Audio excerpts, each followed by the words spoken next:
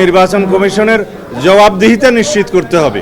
স্বাধীন নির্বাচন কমিশন এবং প্রশাসনকে নিরপেক্ষ করা, এগুলো করার মধ্য দিয়ে আমরা একটা উন্নত গণতান্ত্রিক রাষ্ট্রে, কার্যকর গণতান্ত্রিক রাষ্ট্রে পরিণত হতে পারবো। এগুলোই আমাদের উদ্দেশ্য এবং আপনারা জানেন এগুলোর বাস্তবায়নের জন্য আমরা এই অন্তর্বর্তীকালীন সরকার দায়িত্ব নেওয়ার বহু আগে আমরা আমাদের 31 দফাতে অনেক কিছু বিবৃত করেছি।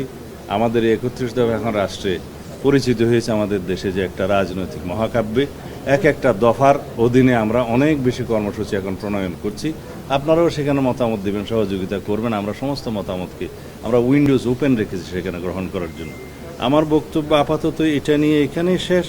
আমাদের পরবর্তীতে যে বিষয়গুলো আলোচনা হয়েছে, একটা বিষয় আলোচনা হয়েছে, সেটা হচ্ছে রাষ্ট্রপতি নির্বাচন পদ্ধতি নিয়ে। এখানে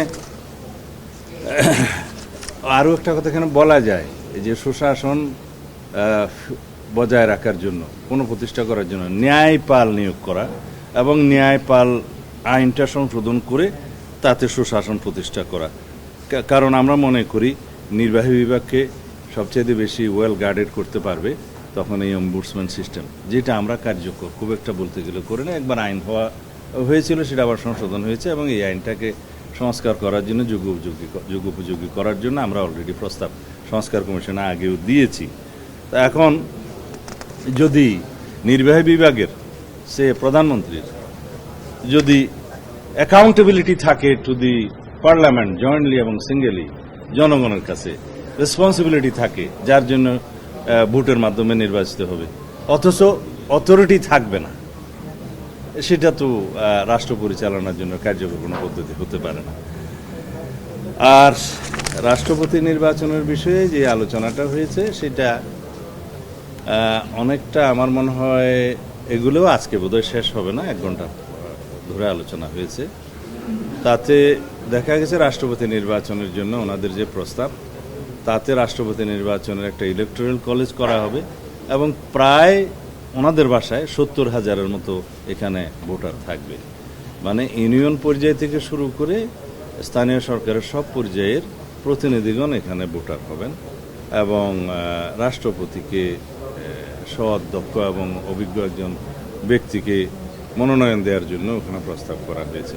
যদি দ্বিকক্ষ বিশিষ্ট পার্লামেন্ট প্রতিষ্ঠা হয় আইন সংবিধান সংশোধনের পরে এটার নিয়োগের মধ্য দিয়ে, নির্বাচনের মধ্য দিয়ে, তখন তাদেরকেও প্রেসিডেন্ট নির্বাচনের এই সদস্যের মধ্যে, সদস্য সংখ্যার মধ্যে নিয়ে আসা দরকার হবে। সেই হিসেবে সংবিধান সংশোধন করা যায় যে উভয় পক্ষের সংখ্যাগরিষ্ঠ ভোটের, সদস্যদের সংখ্যাগরিষ্ঠ ভোটের মাধ্যমে রাষ্ট্রপতি নিয়োগ হবে। এটা আমাদের কাছে বাস্তবায়ন মনে হয়েছে।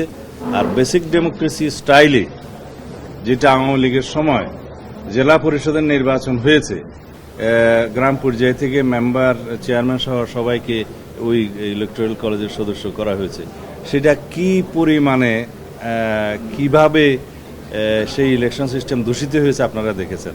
তা আমরা মনে করি আমাদের পলিটিক্যাল কালচার, আমাদের যে নির্বাচনী হিস্ট্রি এবং আমাদের যে চর্চা গণতান্ত্রিক, এইগুলো বিবেচনায় নিলে সেই বেসিক ডেমোক্রেসি স্টাইলের যদি আমরা ইলেকটোরাল কলেজ করি, সেটা মনে হয় ওই হিস্ট্রি আবার রিপিটেড হবে। সেই জায়গায় আমরা খুব বেশি ফলাফল পাবো বলে মনে হয় না এবং সেটা আমাদের এক্সপেরিমেন্ট করার এই মুহূর্তে আমার বোধ দরকার নেই। যেহেতু এখন নির্বাচন কমিশন গঠন হয়েছে সার্চ কমিটির মাধ্যমে, সেটা যেহেতু কাজ করছে, ভবিষ্যতে নির্বাচন কমিশন গঠন সংক্রান্ত এই আইনটা পার্লামেন্টে আলোচনার মধ্য দিয়ে অথবা এখনই সবার সাথে আলোচনার মধ্য দিয়ে একটা শক্তিশালী আইন আমরা করতে পারি, যার মধ্য দিয়ে প্রতিষ্ঠা পাবে একটা স্বাধীন নিরপেক্ষ নির্বাচন কমিশন। এবং এখানে কয়েকটা জিনিস আমরা সাজেস্ট করেছি যে নির্বাচন কমিশনের জবাবদিহিতা নিশ্চিত করতে হবে কোথাও না কোথাও, সেটা কর্মকালীন সময়ে জবাবদিহিতাটা আইনের মধ্যে থাকবে।